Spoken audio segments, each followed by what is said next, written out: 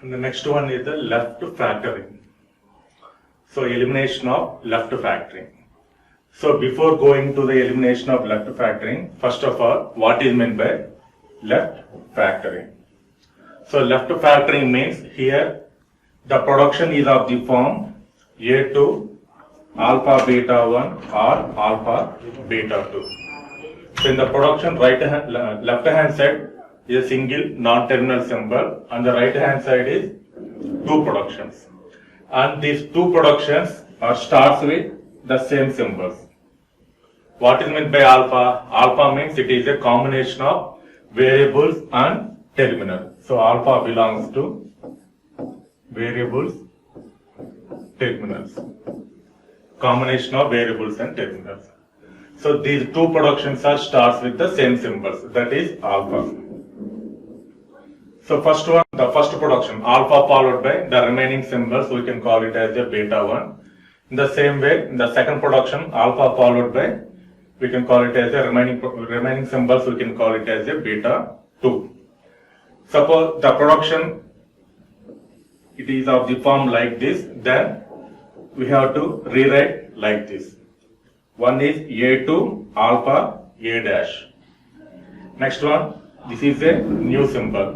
So define A dash. A dash to beta 1, beta 2. So this is alpha, common symbol alpha followed by new symbol A dash. Again define the new symbol A dash. What is A dash? Beta 1, beta 2. Alpha A dash to A dash beta 1 slash beta 2. Now this is one example. This is already explained in the previous class. So what is the solution here? So it is of the form A2 alpha beta 1 alpha beta 2. So here what is alpha? IET yes IETS. This is alpha and beta 1 is epsilon and this is beta 2. What is the solution? So solution is A2 alpha A dash and then A dash to beta 1 slash beta 2. This is the solution. So after elimination of left factoring, the solution is like this. S2 alpha means IETS alpha A dash, that is S dash, and then S dash to beta 1 beta 2, beta 1 epsilon beta 2 ES. So you can write ES slash epsilon. And the remaining productions are E2B, and here one more production is there, that is S2A. So after elimination of left factoring, this is the resultant grammar. So this problem is already explained in the previous class. Same way, this is the second example. Same way, this is the second example. Elimination of left factoring. Okay, you can do it.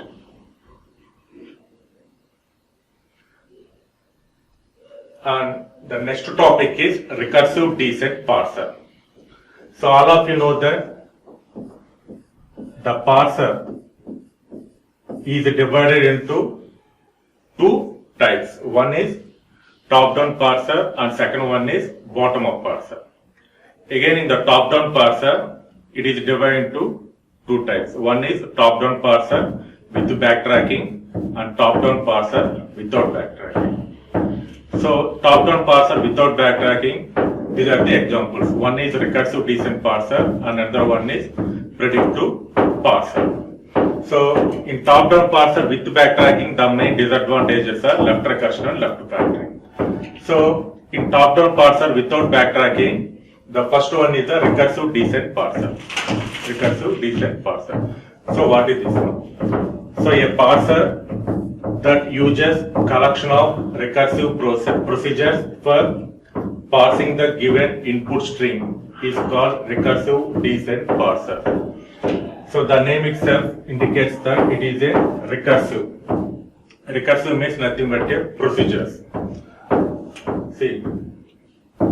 So this is the steps. By using these steps, we have to construct the recursive descent parser. Recursive descent parser.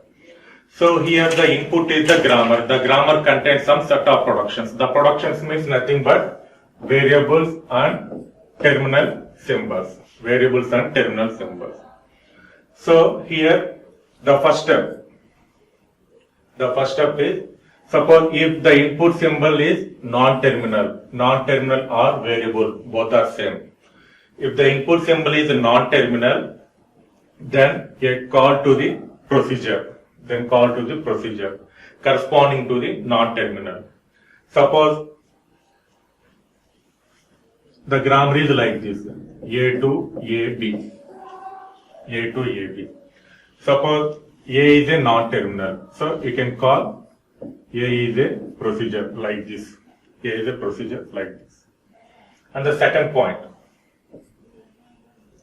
if the input symbol is a terminal, then it is matched with the lookahead from input symbol. For example, like this. Suppose here A is a non-terminal. So as per rule 1, so whenever the non-terminal is encountered, we can call the procedure. So A function. Next one, what is A? AB. Now first in the production right hand side, the first symbol is A. So A is a terminal symbol. So as per rule 2, if the input symbol is a terminal, then it is matched with the lookahead symbol from input symbol. So first of all, we have check it whether the input symbol is A or not. Suppose if the input symbol is A, then only we can move to the right side. Otherwise, simply we can terminate it. That is rule 2. In the same way, the third point, if the production rule has many alternatives, then all these alternates has to be combined into a single body of procedure. For example, A to AB, same way B, A. Same way, this is a non-terminal A. So in this procedure, we have to write this one and the same way this one also. Okay, that is third rule. And the fourth one is the parser should be activated by a procedure corresponding to the starting symbol of the grammar. So all of you know that any parser starts with starting symbol of the grammar only. So by using these rules, we have to construct the recursive descent parser. Mainly here we are concentrating on what are the non-terminal symbols and what are the terminal symbols. First two rules are important. Now we'll see one example. So here, this is the production. A to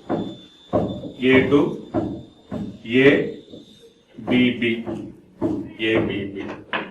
So how to convert this production to recursive descent parser? So as per rule 1, if we encountered with the non-terminal symbol, so we can call some procedure. So here A is a non-terminal, so call procedure A. And the next one, what is A? So A body means here we have total 3 symbols, A, B, B. First symbol is terminal symbol, and second symbol is non-terminal symbol or variable, and again the third symbol is a terminal symbol. So now starts with the first symbol. What is the first symbol? A. So what is A? A is a terminal symbol. So you have to like this. Suppose match the current token with A. Suppose if the input symbol is A, then only we can move to the next token. Suppose if it is our input is B, for example take B.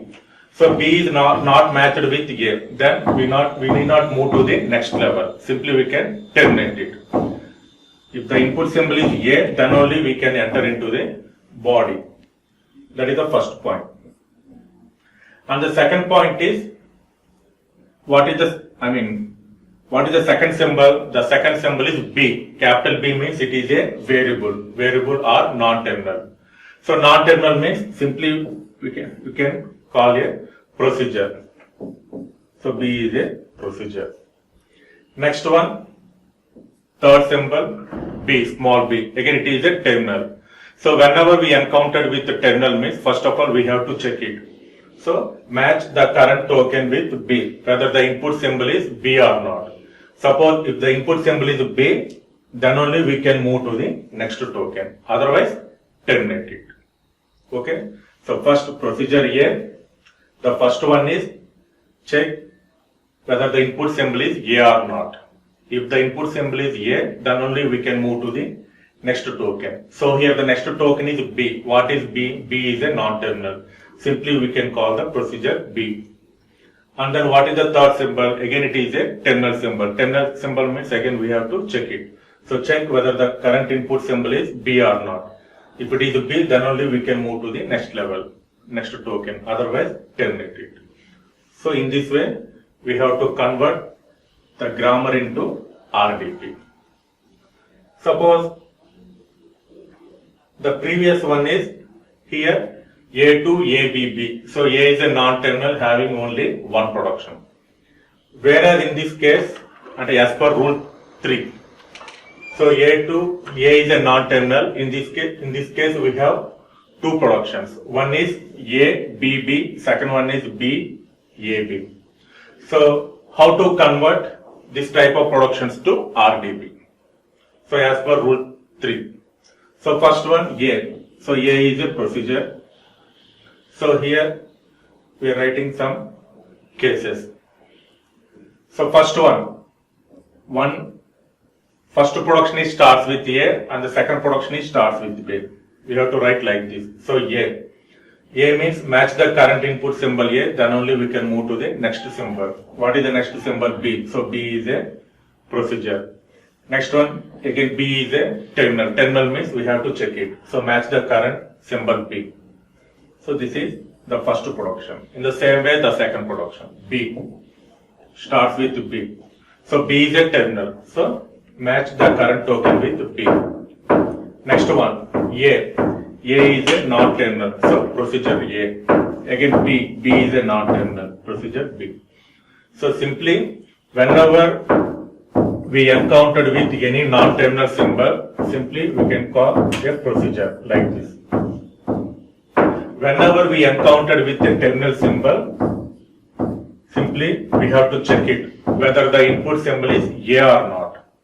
If the input symbol is A, then only we can move to the next token. Otherwise, simply exit that block. So in this way, we have to construct grammar to RDP.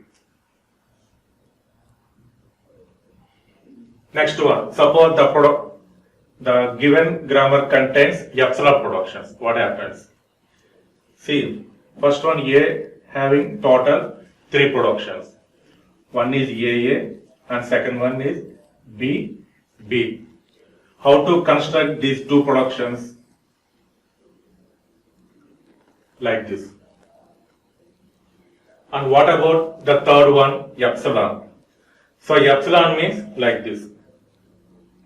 So most correct choice, we should apply an epsilon productions for a non-terminal A when the current token is in the follow set of A. So what is meant by follow?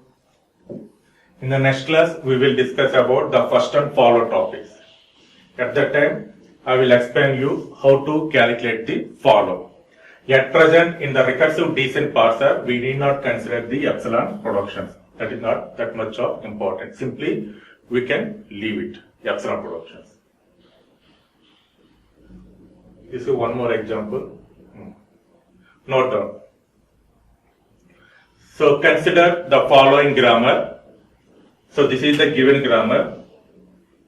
So question is, write down procedures for non-terminals of the grammar to make a recursive descent parser. So simply nothing but construct recursive descent parser. So before going to construct the recursive descent parser, here we have to follow the basic step. What is the basic step? So that is the step 1.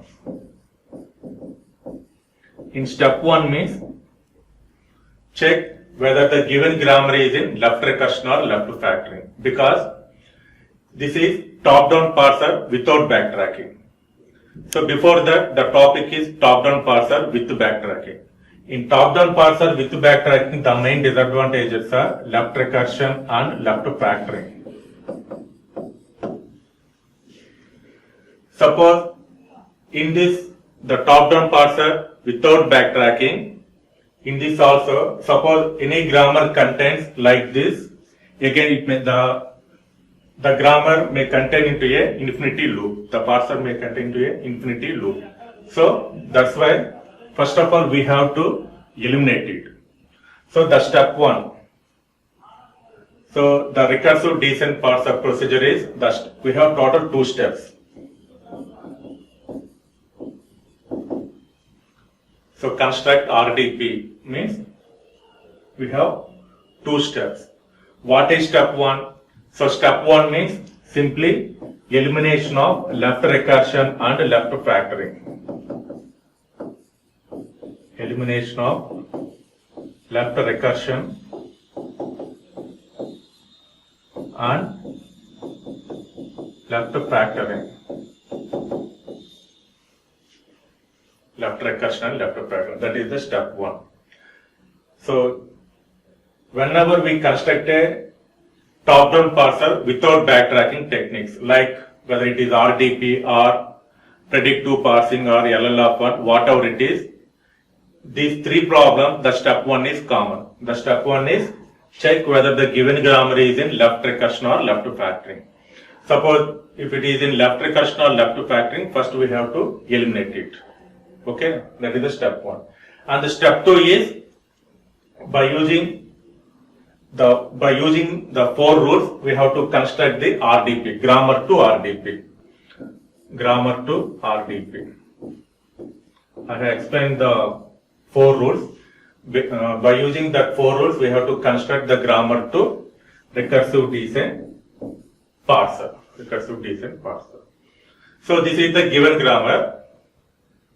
So in RDP, the step 1 is elimination of left recursion. So first we have to check it whether the given grammar is in left recursion or left factoring. So first of all, what is meant by left recursion? Left recursion means the production is of the form A to A alpha or beta. This is the left recursion. What is the solution here? What is the solution here? A to beta A dash to alpha A dash or epsilon. This is the solution. Okay. So this is the grammar E to E plus T R T, T to T star F F, F to E ID. So it is in left recursion. A to A alpha or beta. The second production is also in left recursion. A to A alpha or beta. The third one, it is not in left recursion form. The same example is explained, previous class explained the same example. How to eliminate the left recursion. Okay. So, the first production and the second production in the form of left recursion. So, after elimination of left recursion, like this, suppose, for example, take, so step 1. Step 1 is elimination of left recursion. After elimination of left recursion, the resultant grammar is like this. The grammar is E to TE dash. Second one E dash to plus TE dash R epsilon. Next one T to FT dash. T dash to star FT dash R epsilon. And then last one is F2E ID. So this is the grammar. So after elimination of left recursion, this is the resultant grammar. So this is step 1 result. And then step 2. What is step 2? Step 2 is this grammar is converted into a recursive descent parser. Recursive descent parser. So here we have total 5 productions. Now take we have to convert each production to RDP. So starts with the first production. Sorry, starts with the first production, that is E to TE dash. E to TE dash. This is the first production. Now convert this production into recursive descent parser. So the production left hand side symbol is E. So E is a non-terminal. So write the procedure. Because I have already mentioned that whenever we encountered with non-terminal, simply we can call the procedure. Whenever we encountered with the terminal symbol means we have to check it whether the input symbol is that one or not. So here the production is E, so call procedure E. Begin. Procedure E. Begin. Now, what is the right hand side symbols? So here we have total 2 symbols are there. What is the first symbol? T. What is T? T is a non-terminal. Non-terminal means simply we have to call the procedure T. Same way, what is the second symbol? E dash. So you can write E dash or here I am using the word is prime. I am using the word is prime, E prime. Or simply you can use the same symbol, E dash, E dash, E dash or E prime, whatever it is. So it is a non-terminal T, so E dash, we can call it as a E prime. So it is also a non-terminal, so simply we can call the procedure. Now the symbols are completed, so we can end this procedure. Okay. So in this way, we can convert the production to RDP. In the same way, the second production. What is the second production? E dash 2 plus TE dash. Second production is E dash 2 plus TE dash.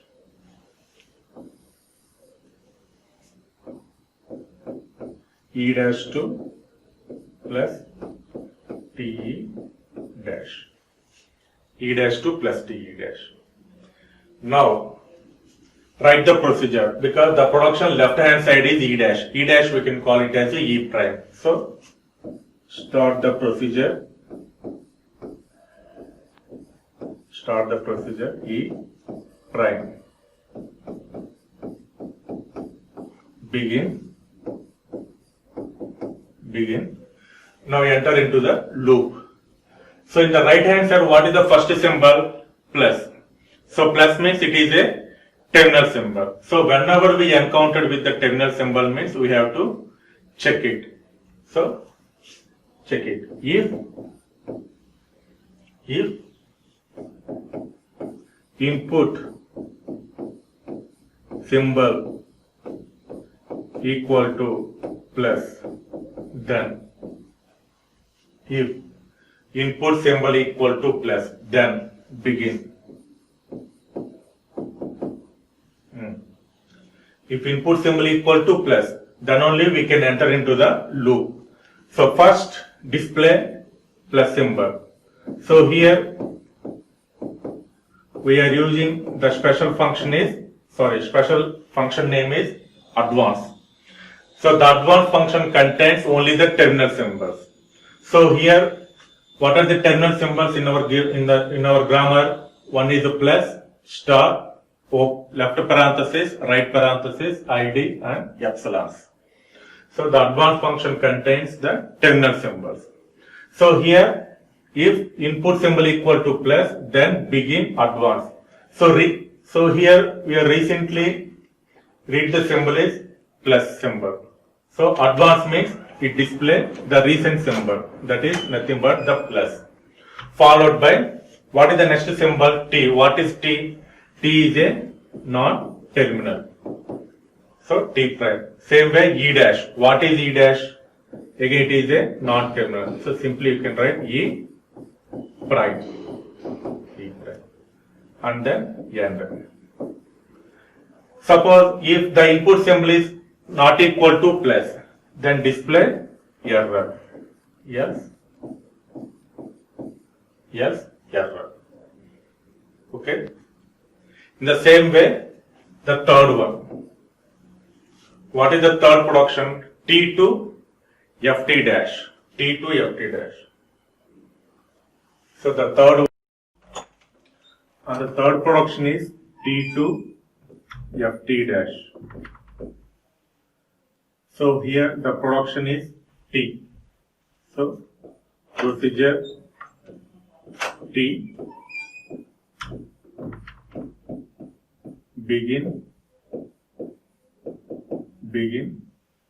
enter into right hand side. So what is the first symbol? F. What is F? F is a non-terminal symbol. So simply call a procedure F.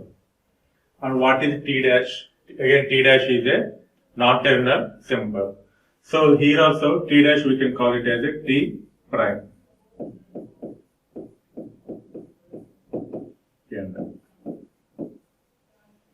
Okay.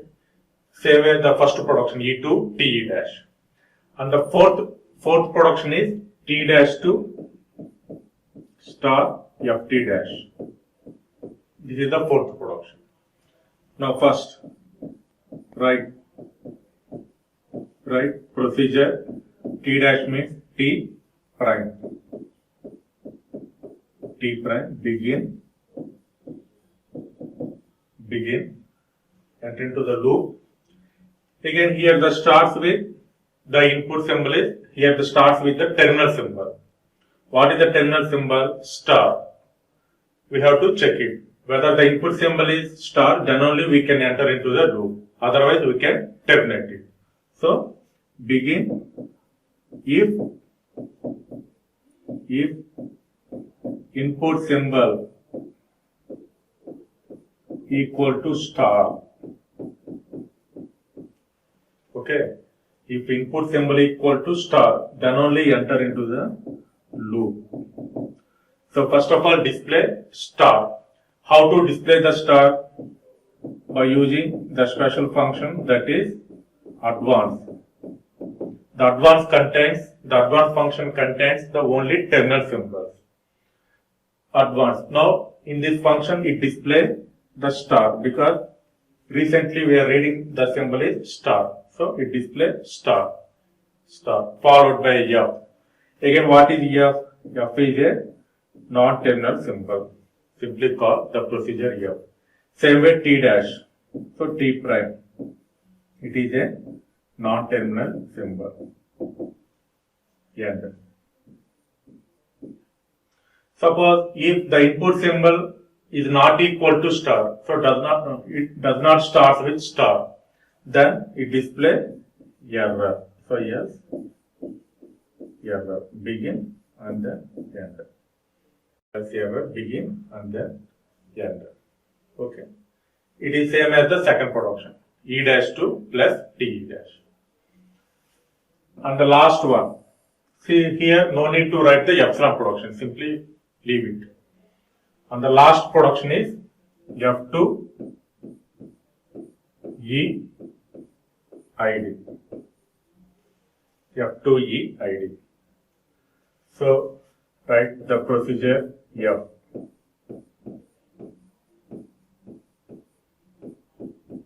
Procedure F. Begin. Procedure F. Begin. So in this case, see the 1 to 4 productions. If you take the 1 to 4 productions, T, suppose take the third one, T to Ft dash, only one production.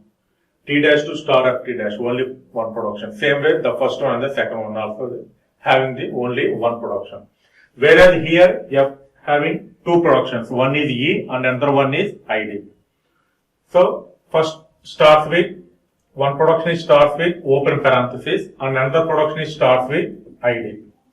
Okay. We have to write these two productions. So first one begin. Again both are starts with terminals only. Terminal symbol means we have to check it. So if input symbol equal to, take the first production is ID. For example, take ID. Suppose if the input symbol equal to ID. What is ID? It is a terminal. Then you can display ID. You can display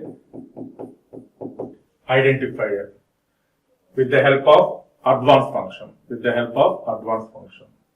Because F2 ID, it contains only one symbol. So that's why if input symbol equal to ID, if the condition is true, then it display ID only. So how to display ID? With the help of advanced function. So it display ID. Suppose if the input symbol does not start with ID, then what happens? Yes. We have one more condition is there. That is left parenthesis. Yes. If input symbol equal to left parenthesis, then begin. Because you have two options. One is starts with ID or starts with open parenthesis. So the first possibility, suppose if the input symbol equal to ID, simply you can display ID with the help of advanced function. ADVANCE. Advanced function. Suppose the first symbol does not start with ID, then we have one more possibility is there, that is left parenthesis.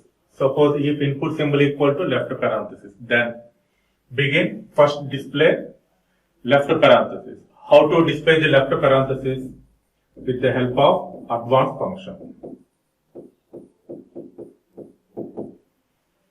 Now this function displays left parenthesis.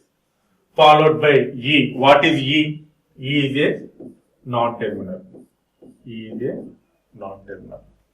So E followed by closure parenthesis. What is meant by closure parenthesis? Again it is a terminal symbol. Again you have to check it. If input symbol equal to closure parenthesis, then advance.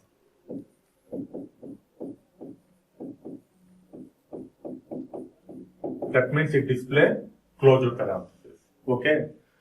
Suppose if the input symbol not equal to a closure parenthesis, then it will be display error. Okay. So first one is if the input symbol equal to open parenthesis, then display open parenthesis followed by E, and then again it is a closure parenthesis. It is again terminal. Terminal means compulsory you should check it. If input symbol equal to closure parenthesis, then display advance. So closure parenthesis E, open parenthesis E, and then closure parenthesis. Suppose if the input symbol not equal to a closure parenthesis, then it will be display error. So this is the end. Same way, suppose if the string starts with ID, this is the option. Suppose the string starts with open parenthesis, this is the condition. Other than these two, remaining all are errors.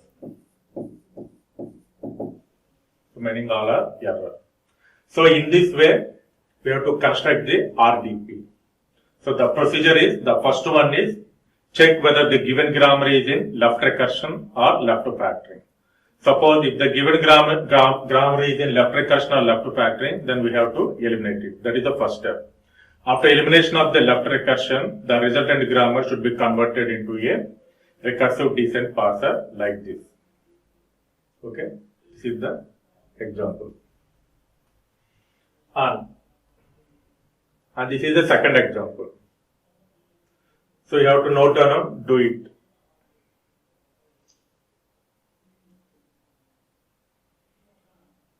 And the next one is, these are the advantages of RDP. So the first one is, it is simple to build. It is simple to build. And the next one is, it can be constructed with the help of parse tree. These two are the advantages of recursive descent parser. One is that it is simple to build and it can be constructed with the help of parse tree. And the limitations of RDP. So here, it is not a efficient parser when compared to the other parsers, like predictive parsers, LR parsers. When compared to those parsers, it is not that much of efficient. And the next one is, sometimes it may go into infinite loop. Even though we are reducing or we are eliminating the left recursion and left factoring, sometimes it may go into infinite loop. And the third one is, it is not providing good error messaging. And the last one is, it is difficult to parse the string if lookup symbol is arbitrarily long. Arbitrarily long. If you take the input string is, the length is very long, sometimes it may be difficulty to parse that string. So these are the limitations of RDP. Okay.